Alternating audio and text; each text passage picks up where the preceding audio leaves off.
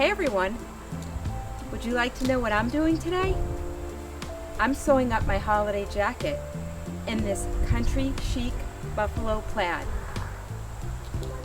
If you'd like to work with me, follow me up to the studio.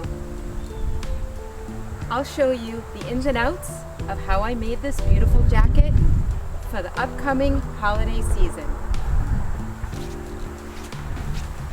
I'm Renee and you're watching Island House Handmade. Welcome back everyone. Today I'm making a jacket. I've got McCall's pattern 7847.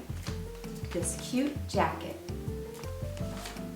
I'm using a remnant piece that I had for such a long time, this country chic buffalo plaid.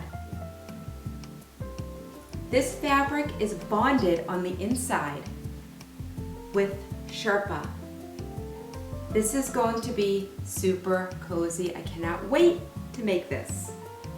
My other supplies today are simple. I have my pattern paper, ruler, scissor, pins, tracing paper, a tracing wheel, pencil, dressmaker's chalk, and I'm loading up the machine with black overlock and black single needle top stitch thread.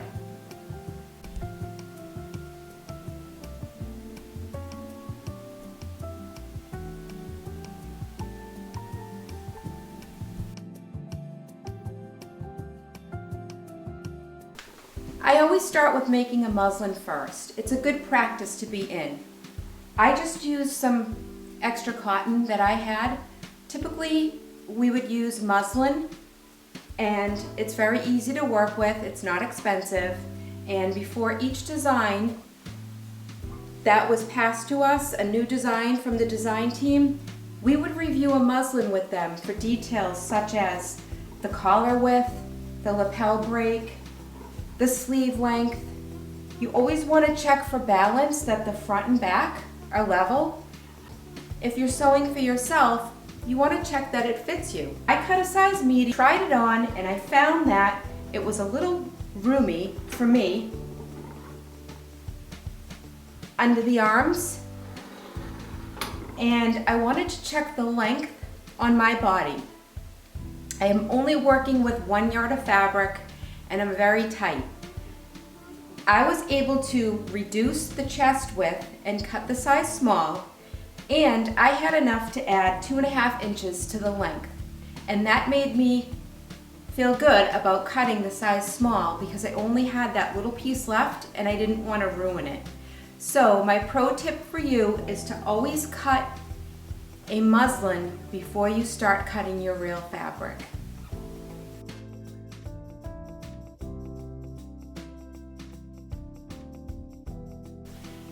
Here is my layout. I have a center back, a pair of fronts, a pair of sleeves, a pair of cuffs, and an upper and an under collar. And I made sure to match the side seams with the plaid. This will give me a completely custom made look.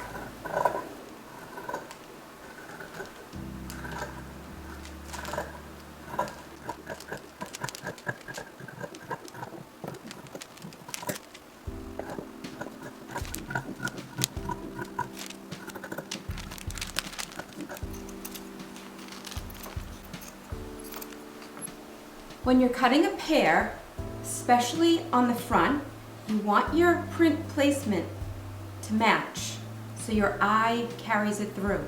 So what I've done was I've placed right sides together before I cut the other side front.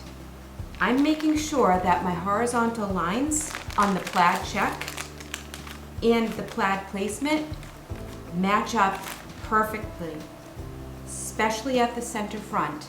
Now on the side seams, I already made sure that the notches where I set the back for the side seam and the front, that the notches match on the same line so that visually all the way around my lines will be met. Here I have my sleeves as a pair. Just to make a note, I've cut all of this prefer nap down when we're labeling our patterns, either nap up or nap down. Majority, we're cutting the fur nap down. I want to take advantage of the fur and the plaid contrasting each other. So even though I didn't have enough fabric to create one long sleeve and flip it up, I was able to create a separate piece in a different part of the fabric for the cuff. So I'll sew this first to set up the sleeve, and then once I sew the cuff on, I will then go ahead and sew the inseam of the sleeve. I will overlock the bottom edge with black, just bend it back in top stitch. Okay, to save on length of my sleeve, I'll only sew this sleeve seam at 1/4 inch in. Now I'll take this over to the overlock machine and give it a nice finish. And this is what it looks like after it's sewn. Beautiful.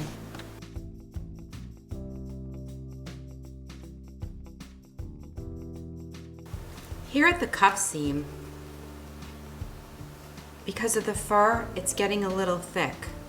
So I will match the seams, and I'll put one seam up and one seam down, and put a clip, and then clip it,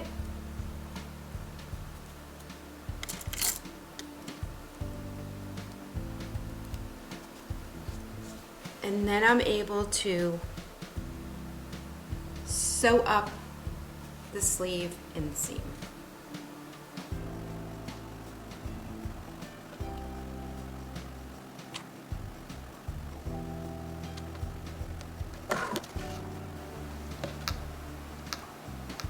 On the side seam at the bust, the notch is here and the bottom armhole base is here, and the pattern has left ease where it will go over the bust. So you need to gently ease this in as you're sewing, or if you're not confident, add a little stay stitch and you'll have the perfect ease with no puckers. This is the side seam, and this is where from the notch up is built-in ease for the chest. Can you see these ripples? So slightly stretch the fabric while sewing and just kind of force these up while sewing, and your ease will be perfectly stitched.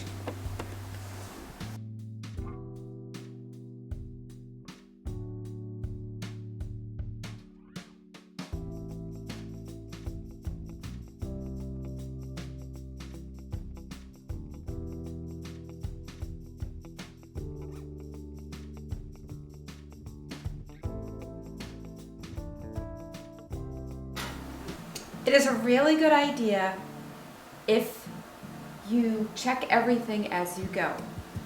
I checked the sleeve on myself a few times as I was sewing. The fur on the inside took up a lot more space than I had originally planned for.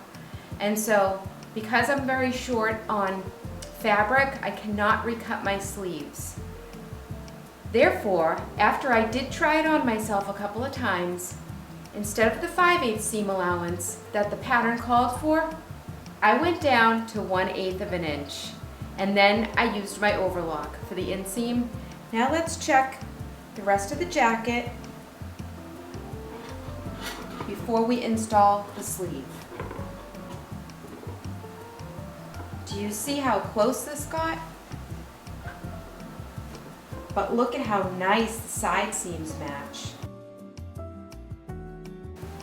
I checked a few times the sleeve on myself, and it fits pretty good. It's really close.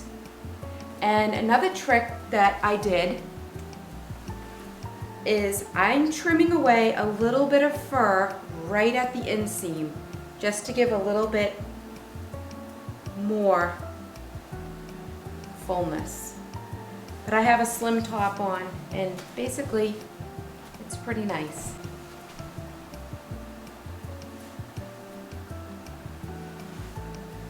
The body I also used a 1/4 inch seam allowance to compensate for the fur, as opposed to the 5/8 seam allowance required on the pattern. So they do. Here I'm trimming off the extra fur along the side seam, trimming off away from the armhole edge before I set the sleeve.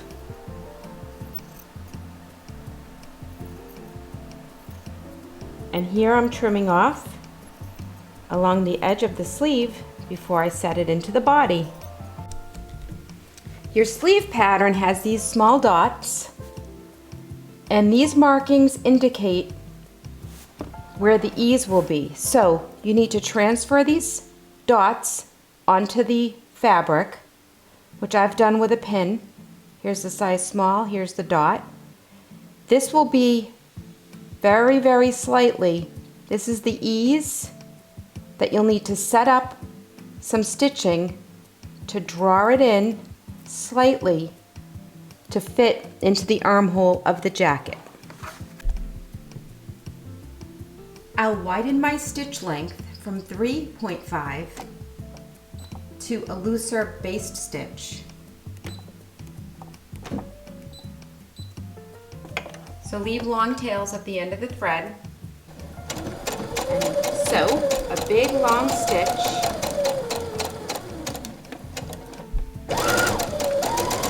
until you reach the other marking. Okay, now don't use your automatic cutter. Pull it and leave a little tail. Now add the next row 1/8 from that stitch.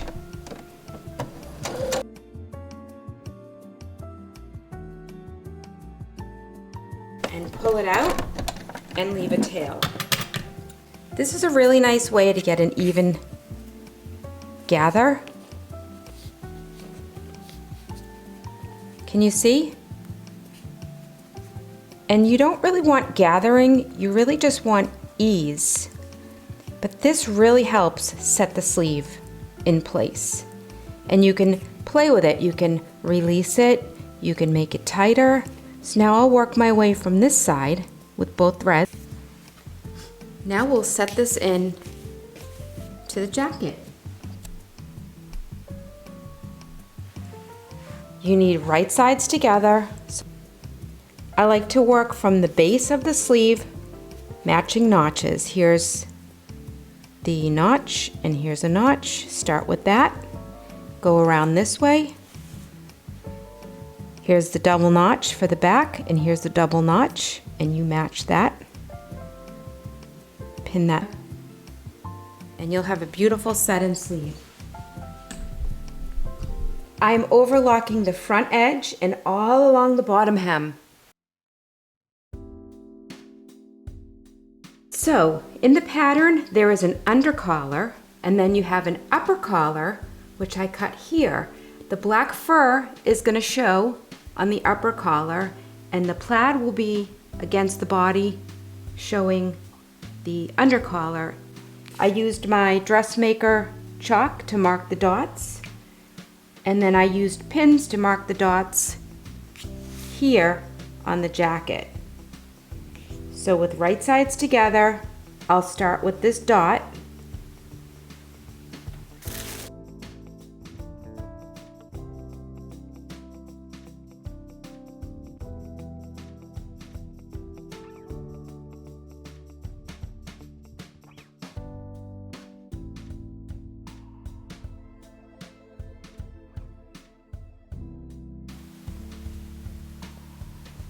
And that'll be, if you turn up the collar, what you'll see. I'm pinning the top collar. I'll sew all along and stop at this dot this is the intersection of the seams. So I will sew all along here, and then I can turn it so that you will see the fur when it's folded back. I'll clip and bend back and hem all along the edge.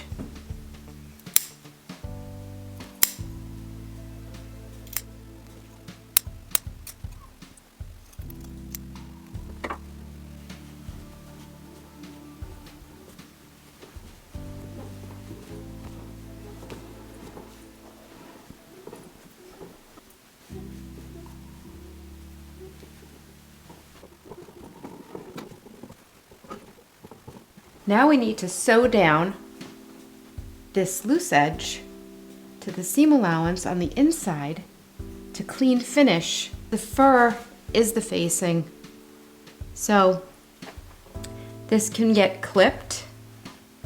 Inside there's where the intersection is. We're going to clip this and bend this up and hand tack. And then when I clip here, I'll clip right here.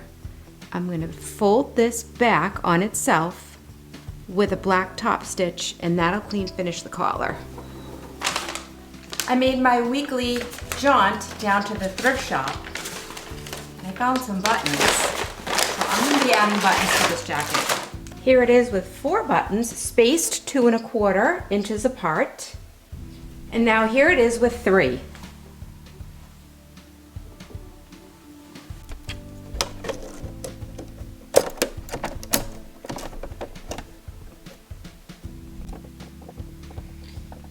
I made a test buttonhole, and I have my placement, and the length will finish at this line, and the buttonhole starts from here and works its way back and then down. So I know that my buttonhole will be perfectly fine if I start at this line on the print.